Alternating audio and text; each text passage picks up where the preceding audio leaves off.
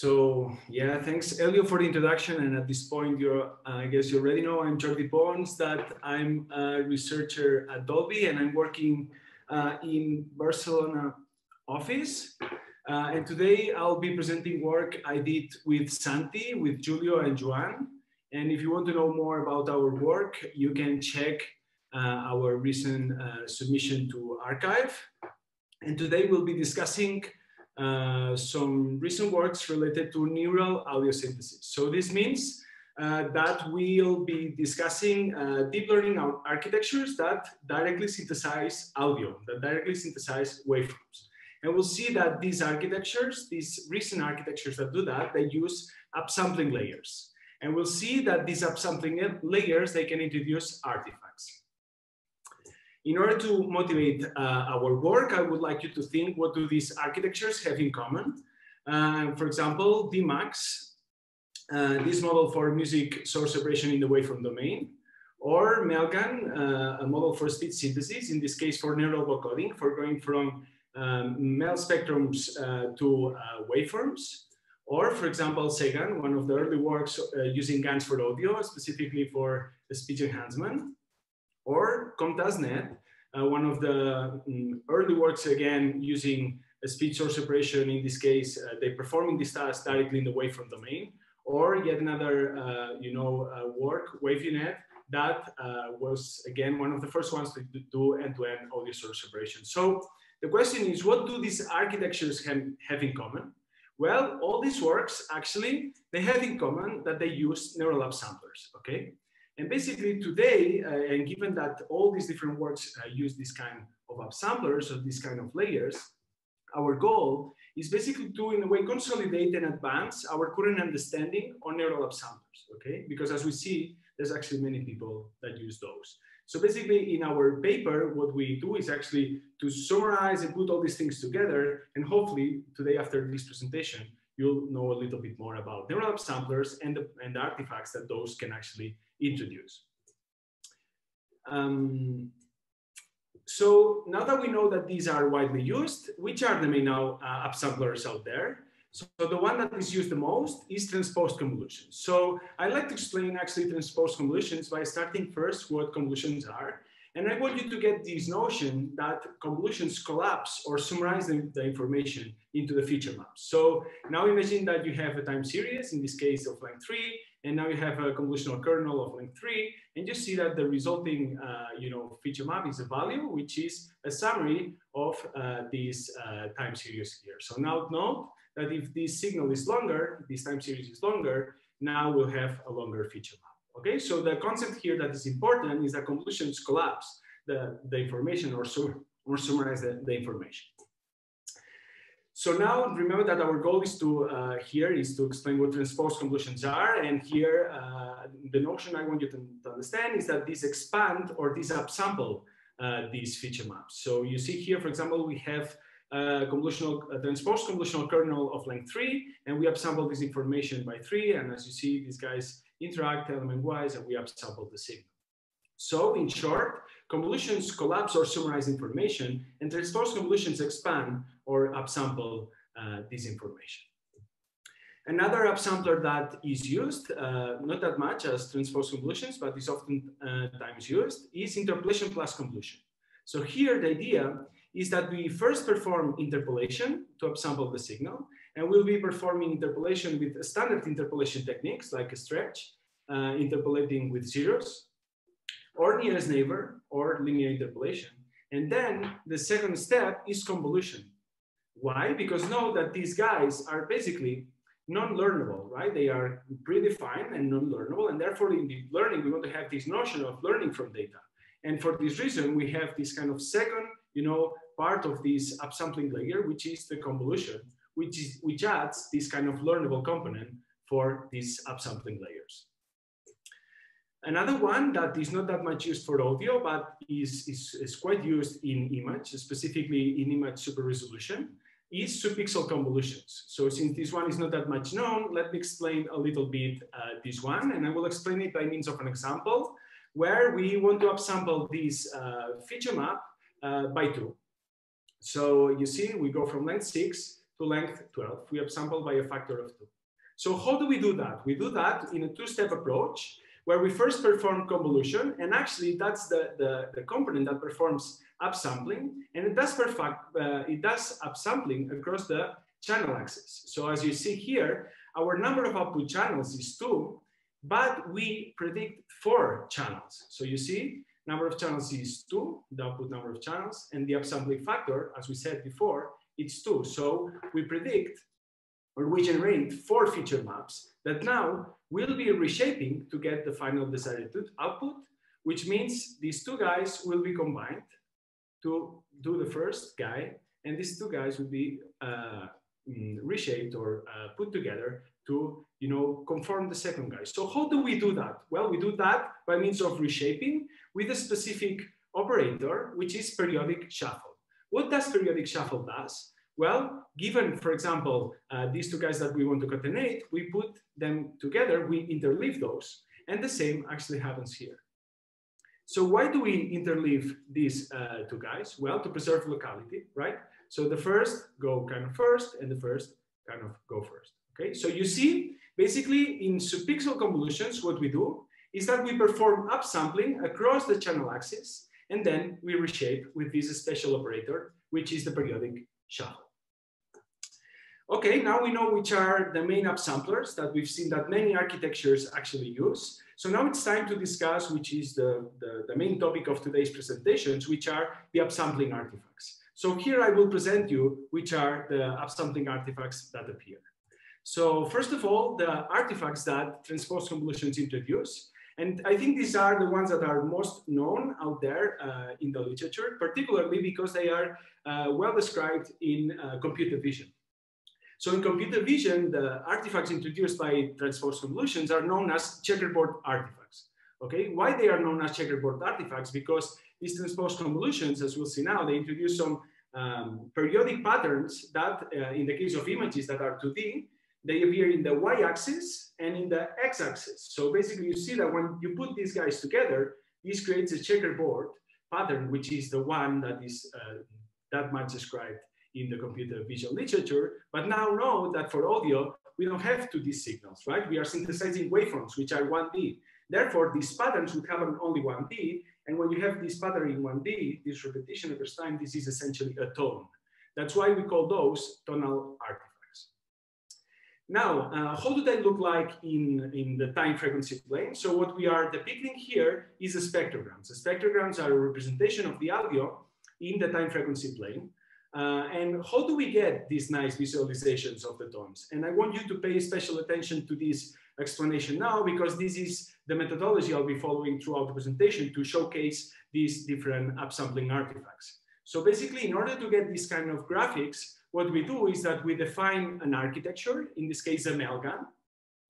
The mailgun, we initialize it, we define it according to its architecture. We randomly initialize it, and now we input white noise to it, and we measure its output, okay? So we measure its output, and now we can, for example, compute its spectrogram, and that's this thing that we visualize here.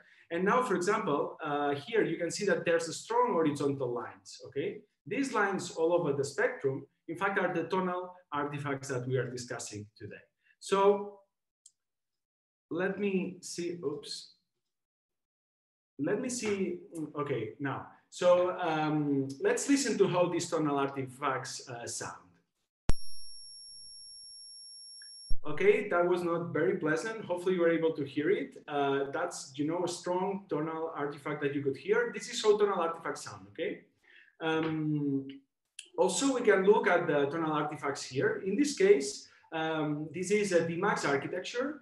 DMAX is this architecture I was mentioning before for music source separation, and is defined as follows. It's an encoder-decoder structure with skip connections. Okay, we have this encoder, the decoder, and now skip connections that go over there. So again, what we do here is we define this architecture, we randomly initialize it, and we input white noise to it, and we measure the output. And we see that it has this strong tone, and let's listen to it. So in this case, that you see that the main difference between these 2 guys is that this one has quite more white noise. Why? Remember that our methodology inputs white noise to the network. And in this case, the DMAX has this skip connection that takes information from the input and goes directly to the last layer, which is upsampled. So you see that due to the fact that the noise is able to be shuttled directly to the output, now we are able to measure a little bit more of noise. Okay. Another architecture that introduces tonal artifacts is subpixel convolutions. And for example, here you see a tonal artifact of it. Basically, this architecture here is again like the max encoder-decoder structure with the skip connections, but instead of using transposed convolutions, now we use subpixel convolutions, and we see that it still introduces tonal artifacts. Now, let's look at the artifacts that the interpolation plus convolution introduce, and these, we call them filtering artifacts. This is, in fact, one of the contributions of our work to describe these kind of artifacts that appear when we use these interpolation-based upsamplers. So basically, you see that there's the main difference between the filtering and the tonal artifacts is that the tonal artifacts, in essence, they are a peak in this spectrogram, you see? Whereas the filtering artifacts, they are a valley, okay? So they are attenuating some of the bands. In this case, you see here, there's a very strong notch filter that attenuates a lot this band. Or for example, linear interpolation attenuates a lot the high frequency. Okay, so in essence, this is what we are going to be discussing today. And here there's the agenda of the first half of the presentation. We'll be introducing why transposed convolutions introduce tonal artifacts, why interpolation-based upsampling introduces filtering artifacts, and why subpixel convolution introduces tonal artifacts. So we'll try to understand which is the origin of these upsampling artifacts. The second part of the presentation will be about looking at different perspectives related to this problem. The first one is looking at this problem from the signal processing point of view.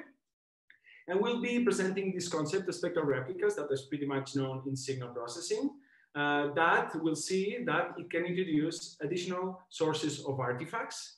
And also note that so far we've been only discussing problematic initializations. So that's to stress actually that these artifacts, these upsampling artifacts come by construction. It's something architectural from these layers. And in order to show that or to stress that, we were showing these tones right after initialization. But as you know, we normally train neural networks. So what's the role of training?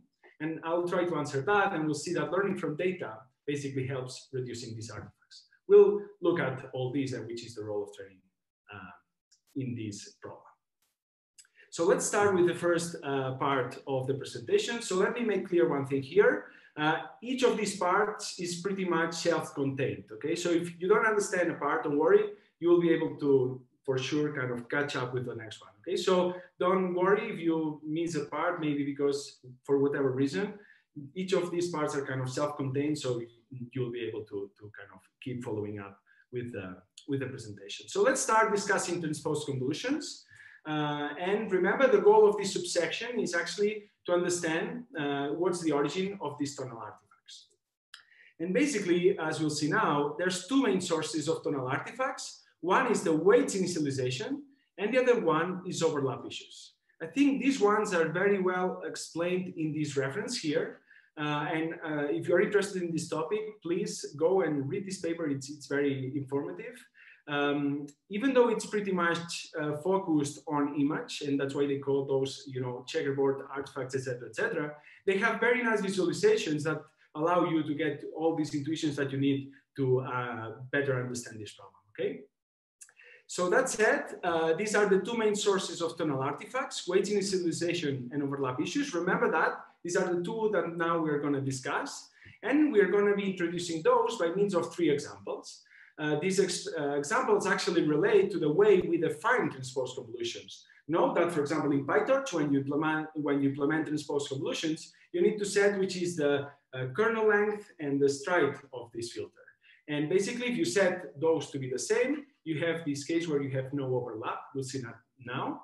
Or, for example, if you allow overlap, this can be partial overlap or full overlap, okay? What do I mean by that? Partial overlap is when the length is not a multiple of the stride, and full overlap is when the length is a multiple of the stride. So let me put some examples. So for example, a full overlap case would be when the length is 8 and the stride is 4. So if we multiply 4 by 2, it's 8. So therefore, it's the length the length is a multiple of the stride, or for example, length equal to 5 and stride equal to 4 is a case of partial overlap where the length is not a multiple of the stride. Okay, so now we'll discuss these examples to understand these two fundamental or two main sources of tonal artifacts, which are the weight initialization issue and overlap issues. So let's look at the first example, partial overlap case, where we'll be introducing the overlap issue, one of these two causes of tonal artifacts. So in order to do that, we'll be discussing this example where we set the length of the kernel to 3 and the stride to 2. And here you see we upsample with transposed convolutions by 3, etc. And we have a stride of 2. And now you see that in this part of the signal, there's overlap. And therefore, these two guys add together. Here, however, there's no overlap. Here, there's overlap. These two guys add together. Here, there's no overlap. Here, there's overlap. These two add together. And as you see, there's a non-constant overlap, precisely due to this partial overlap setup, that will bring in these overlap issues that introduce the tonal artifacts. So let's look at a specific example to further understand this. We'll set as input ones for this example, and we'll set our transposed convolutional kernels to 1, okay? So we set these, and you see that these two add together, these don't add, these two add together, these don't add, and these two add together. So you see that as a result of this non-constant overlap, there's a periodicity emerging here at the frequency of the stride. And basically this periodicity, due to non-constant overlap, it introduces a tone that relates to these overlap issues I'm saying, okay? How can we actually solve these overlap issues? With a full overlap case, okay?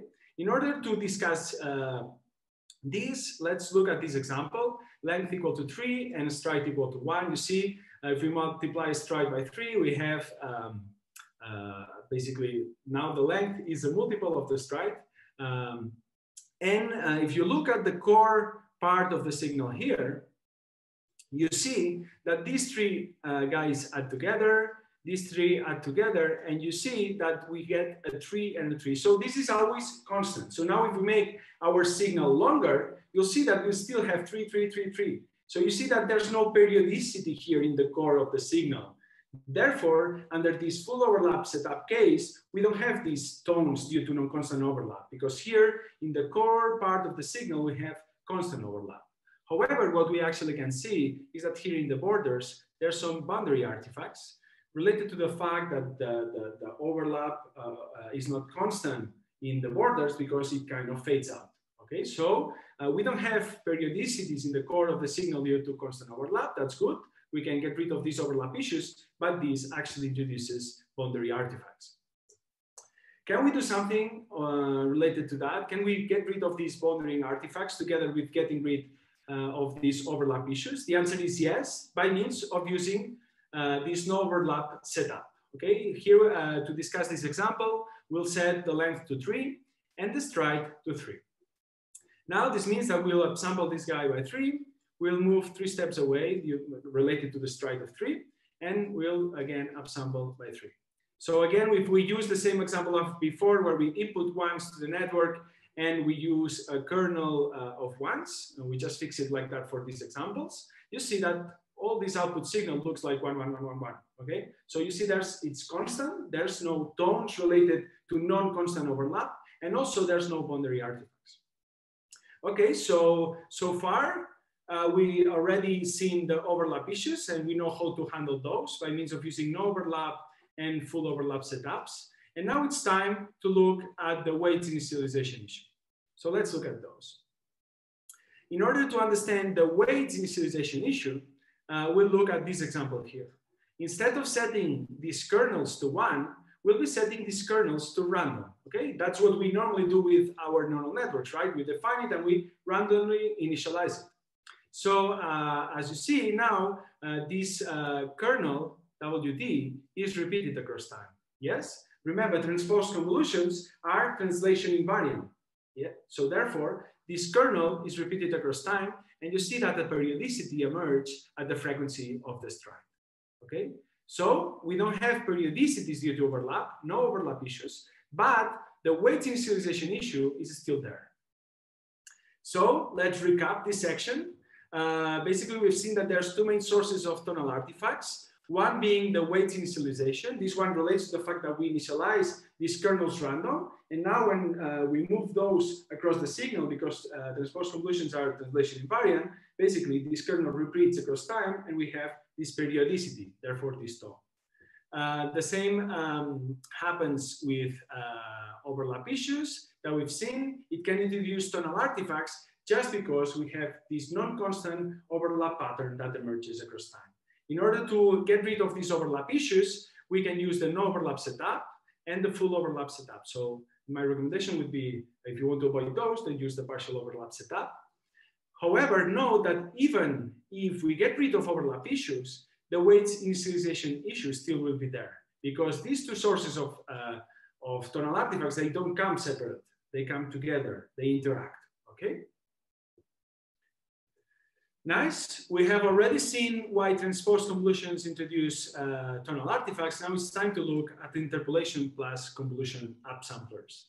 Let's look at those. Remember that what they do is to first upsample the signal with a component that is not learnable. Oops, sorry.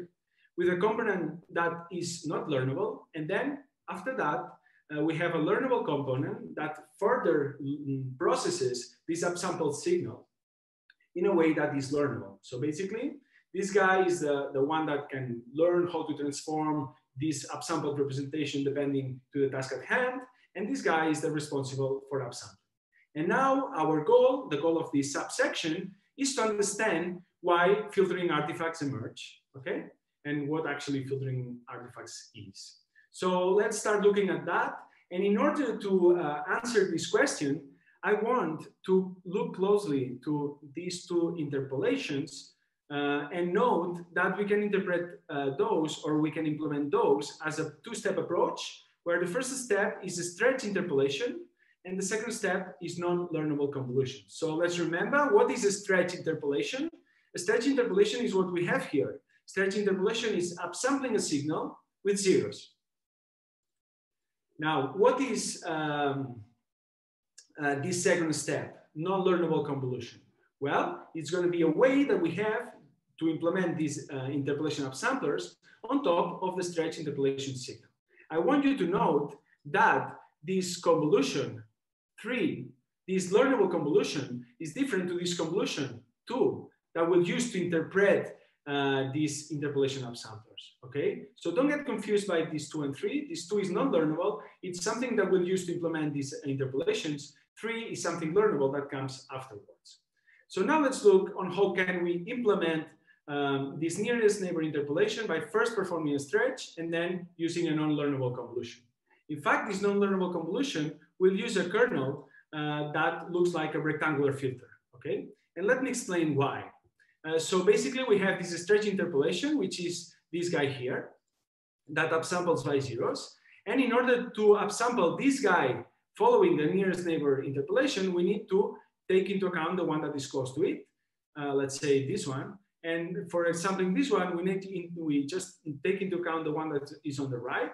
And to upsample this one, the one is on the left. So you see that basically, in order to implement this nearest neighbor interpolation on top of the stretch interpolation, we need to run a convolutional kernel with rectangular shape. Similar idea can be kind of expressed for linear interpolation, where we can implement this linear interpolation with a stretch interpolation plus a convolution, which is a triangular filter. So basically note that to get this value, that means upsample this value here, we need to give more importance to this value in the left and less important to the ones that are far away. And this one would also influence, but with a bit less of weight, and the ones that are more far away, they will have less relevance. Okay, so you see that the samples that are close have more relevance, and the samples that are far away, they have less relevance. Okay, so you see that we can think of this linear interpolation as a stretch interpolation first, and second, using a non-learnable convolution with a triangular shape.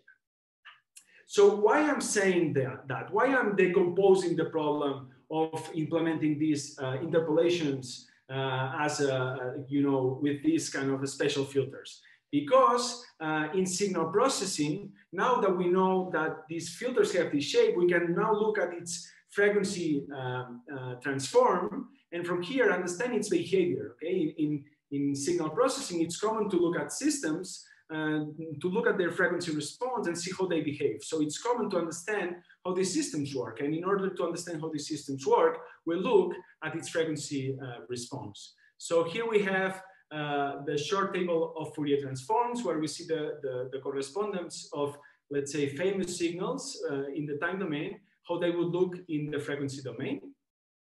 And here we see that we have these signals that we were discussing now, or these filters that we're discussing now.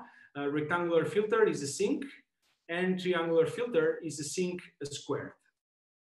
So this means that now we can think of nearest neighbor as something that is implemented with a rectangular filter that, if we transform in the frequency domain, looks like a sinc, which is something like that, okay? So this would be the frequency response of nearest neighbor in the frequency domain.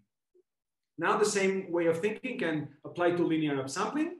Linear upsampling can be implemented with a triangular filter, which we transform in the frequency domain, which is a sinc squared, and this would look like that, its frequency response. So now we know the frequency response of this interpolation, so we know how they behave. And what do we learn from, let me change color. What do we learn from this frequency response that we measure here?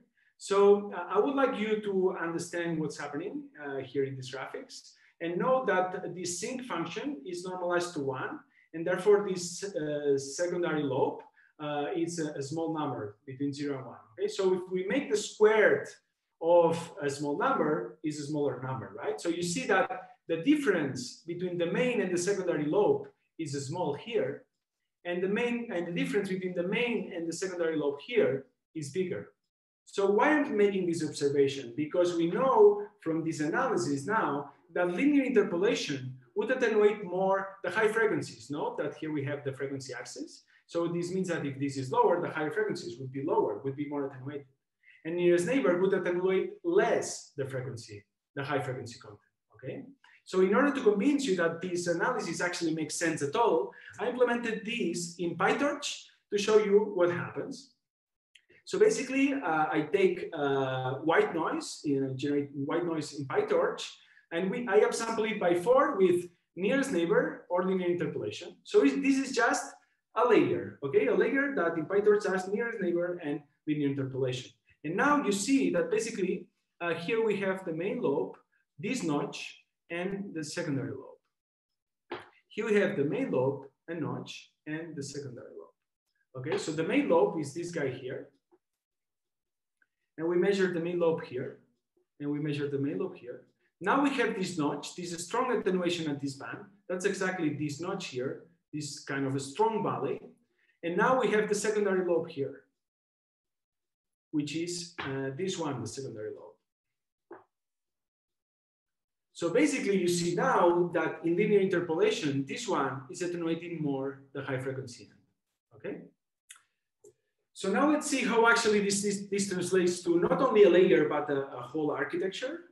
And in this case, we have this DMUX-like architecture where we have encoder, decoder, where instead of using transposed convolutions, what we use is nearest neighbor or linear interpolation. And now you see that, for example, we see this notch or this strong valley in the frequency response. And also we see that linear interpolation also attenuates more the high frequency end. So you see that definitely the choice of the interpolation, that it has a frequency response associated to it, affects, the final end response of the neural network that we defined.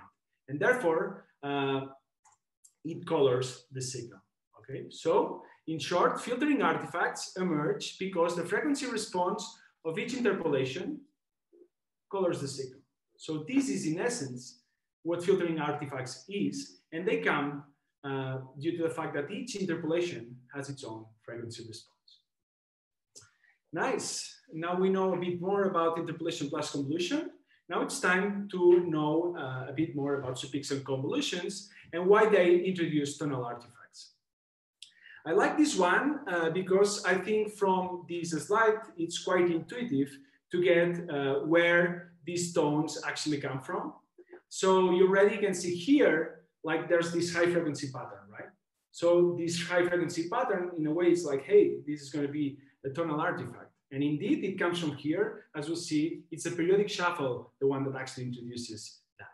So remember, in subpixel convolution, we upsample across the channels. So remember, in this example, we upsample by 2, and our number of output channels is 2. So our number of feature maps here is 4, because these 2 would be responsible for this, and these 2 would be responsible for this. Now, here is where the periodic shuffle operator kind of kicks in, and these 2 guys are interleaved, one after the other, and these 2 guys are interleaved, one after the other. So as you see, the problem here comes when these 2 have different dynamics, and since they have different kind of energies coming from different feature maps, this introduces this high frequency pattern, therefore the tonal artifacts. Specifically, this happens when, for example, we randomly initialize the network. This we will have a kernel of CNN0, let's call it, and convolutional kernel, let's say 1, sorry.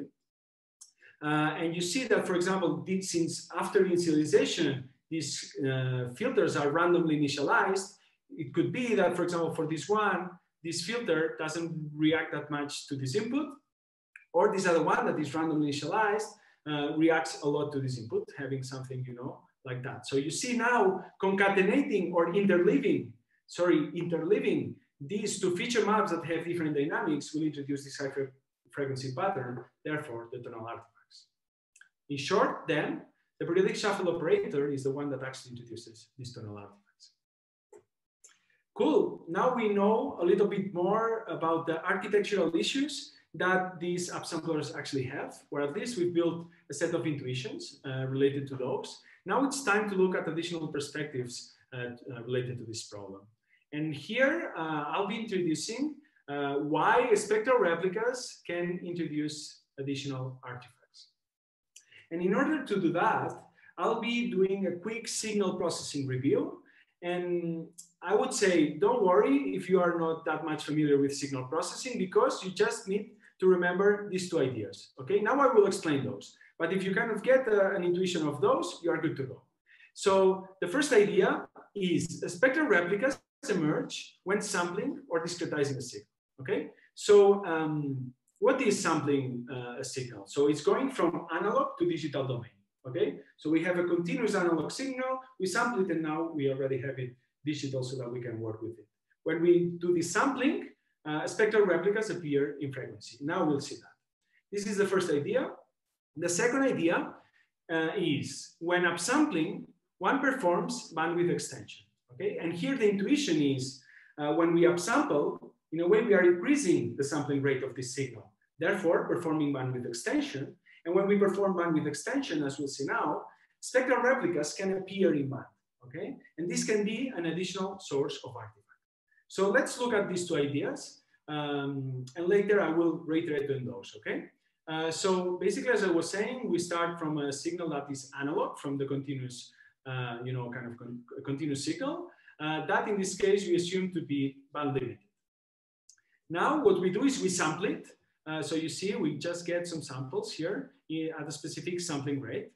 And remember that what we said is that, and that's the first idea, spectral replicas emerge when we sample a signal.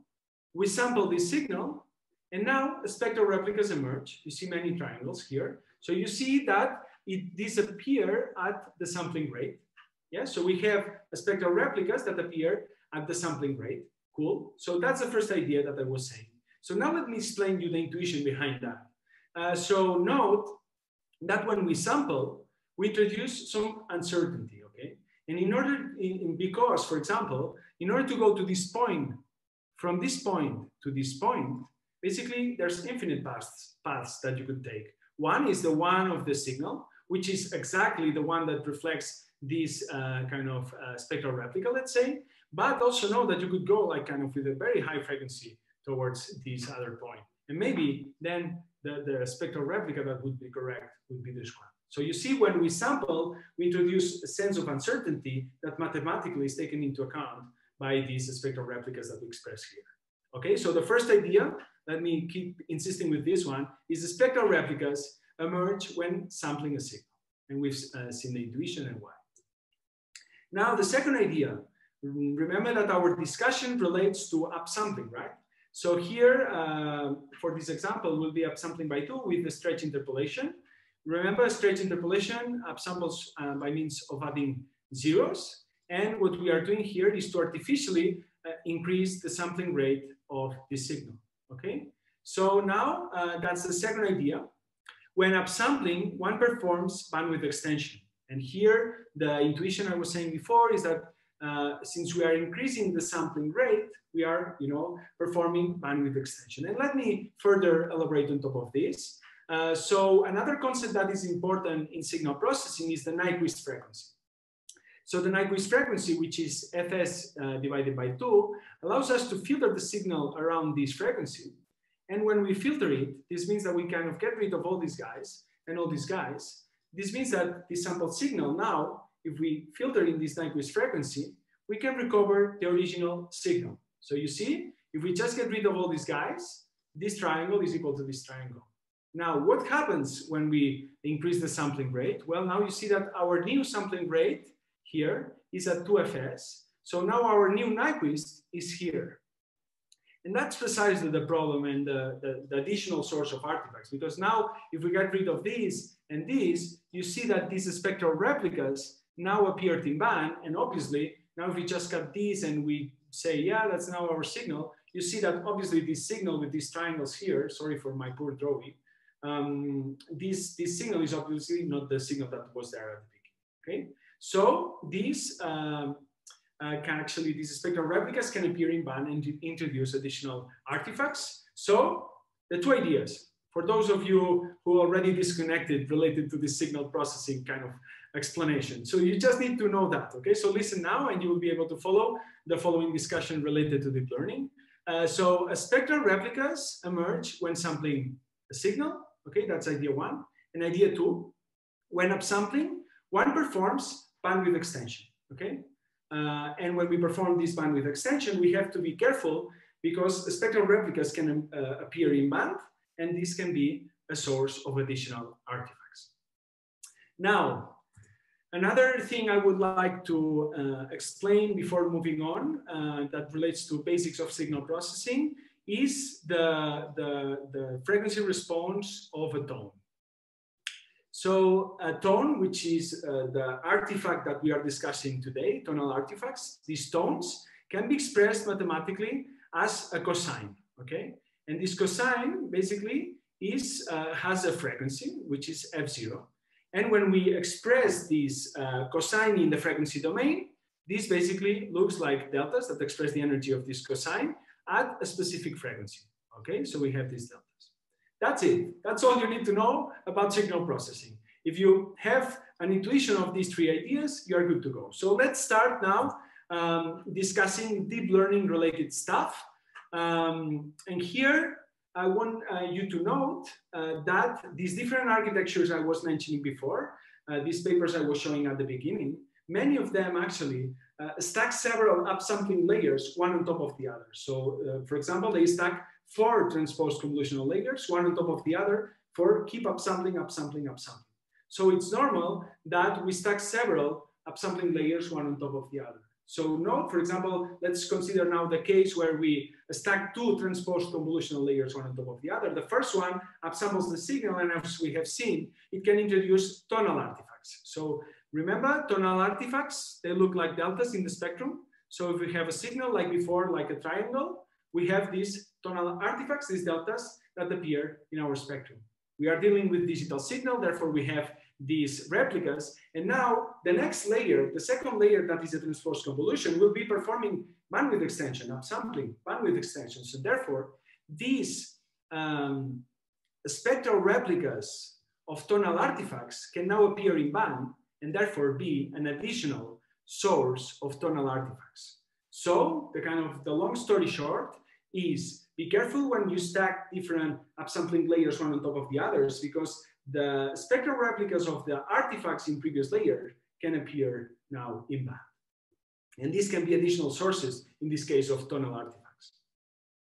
Another one that I think is interesting related to spectral replicas is the spectral replicas of signal offsets. So in this case, what do I mean by a signal offset? So imagine that we have a signal in time, which has some amplitude, and this signal would look like that. So this means that this signal has an offset.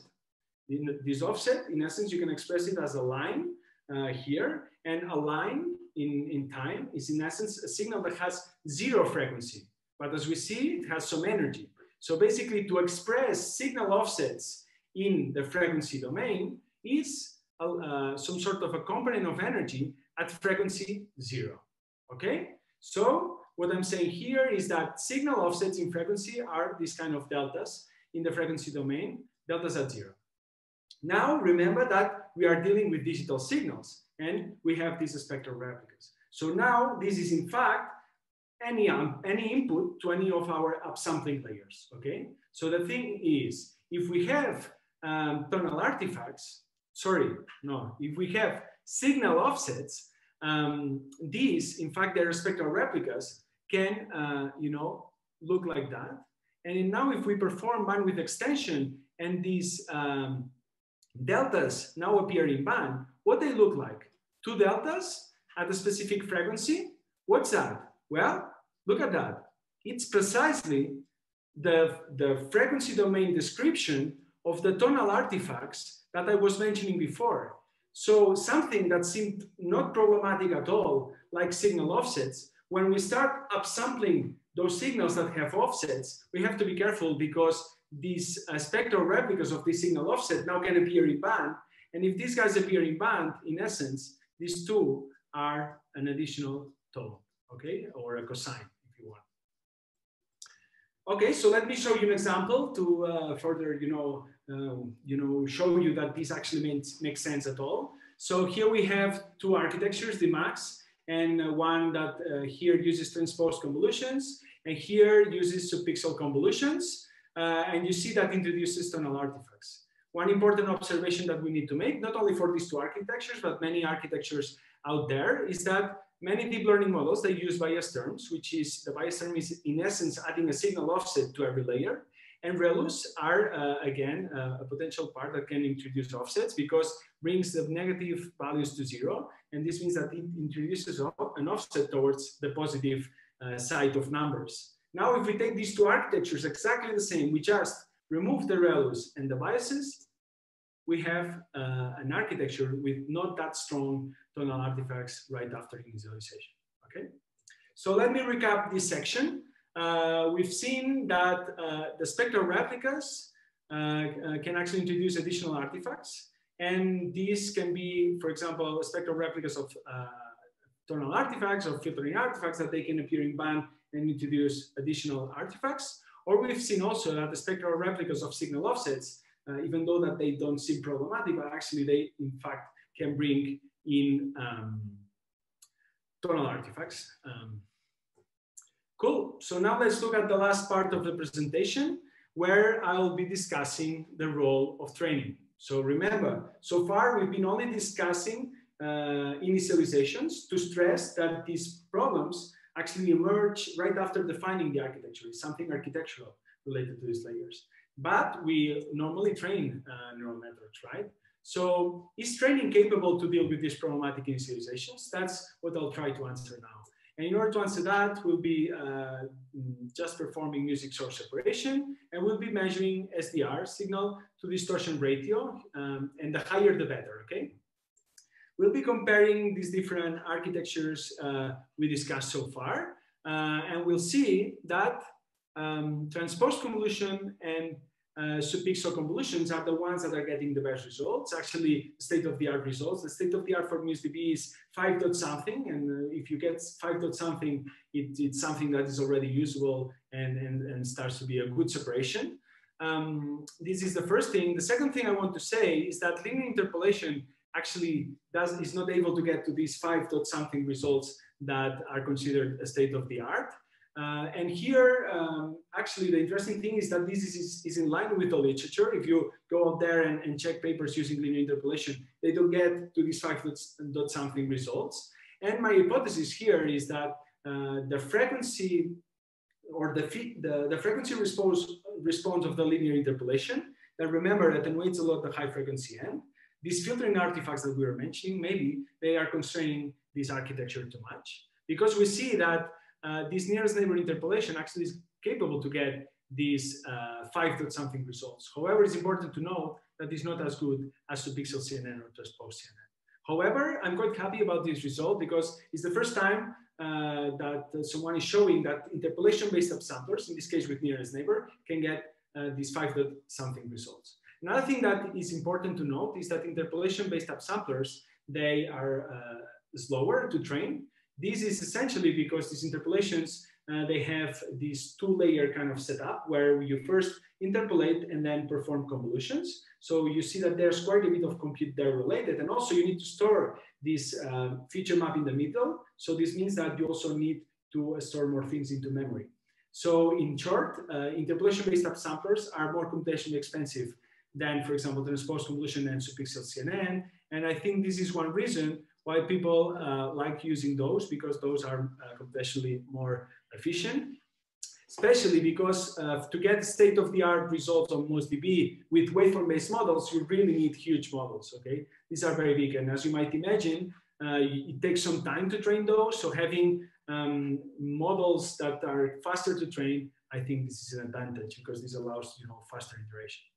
Okay, this is nice. We have this formal evaluation. I think now it's time to see if we can learn something out of listening. And in order to do that, I'll be separating this song that I'll be playing now with 2 models, and I'll be only showing results for vocals for the sake of time. Okay, so let's listen and then we'll discuss. There's another thing, by the way. I'm not sure how this will go through the network, but just for this reason, I put these spectrums over here so that at least we can discuss the main, you know, aspects on top of this spectrum. So let's listen. Here comes wife Eudora. Here comes wife Eudora. Here comes wife Eudora. Here comes wife Eudora.